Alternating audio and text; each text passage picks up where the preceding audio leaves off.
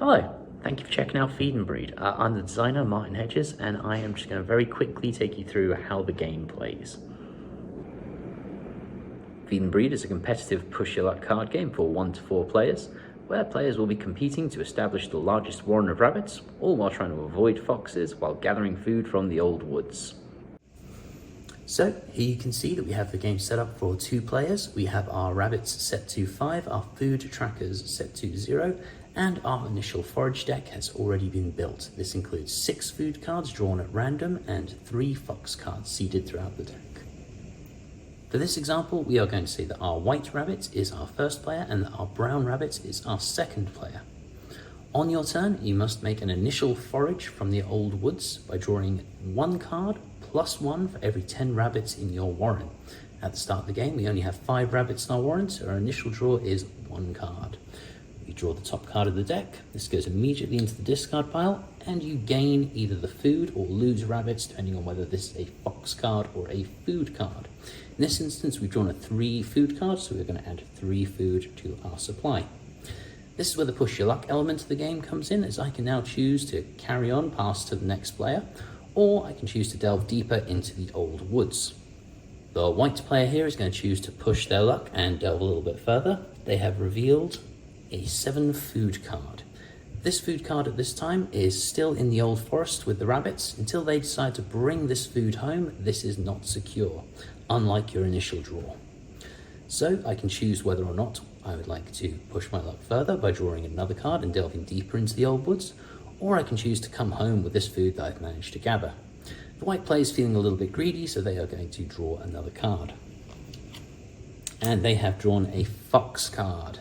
This means immediately they lose 1 rabbit from their warren, plus 1 for every 10 rabbits you have in your warren. So again, at the start of the game, we only have 5 rabbits. We are only losing 1 from this fox. We go down to 4. What also happens at this point is your turn ends immediately. You do not gain these benefits. They go straight into the discard pile. Like so, and the turn passes to the next player. It is important to note at this point that you can never look through this discard pile. It is up to you to keep track of how many foxes and how much food has already come out of this. So we return to the game now with us just completing our first foraging round. We've just been through this deck, we've acquired some food for both of us, and we have lost some rabbits along the way. And at this point we move on to the feed and breed phase. Players can do this simultaneously.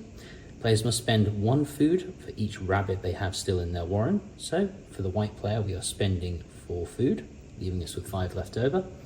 For the brown player we only have to spend 3 food, which takes us down to 9.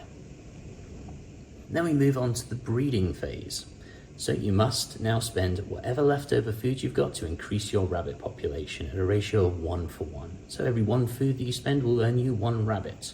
We've got 5 food left over for the white player, so we spend all 5 of that, gaining 5 more rabbits. The brown player, on the other hand, has been somewhat more successful. They've managed to have 9 food left over, so they are going to increase their rabbit population by 9, taking them up to a total of 12. At this point in the game, once everyone has finished their feeding and breeding phase, you are going to increase threat by adding fox and food cards to this deck for every time a rabbit has been rotated. You'll see these symbols on the side of the card here. Whenever you rotate a card to increase your population, you must add 1 fox and 1 food card to the draw deck, which we will do right now. This deck is then shuffled up, and play will now continue, with the brown player now being the first player, and everyone else following. The game continues in this manner until you have been through the forage deck 4 times and had 4 total feed and breed rounds, at which point the player with the largest warren of rabbits will be the winner. And that is about it, folks. The game launches on GameFound on April the 2nd and will be running for 2 weeks. We really hope you can join us in this journey and bring this game to life. Thank you so much for watching the video up to this point, and hopefully I'll see you soon. Minutes.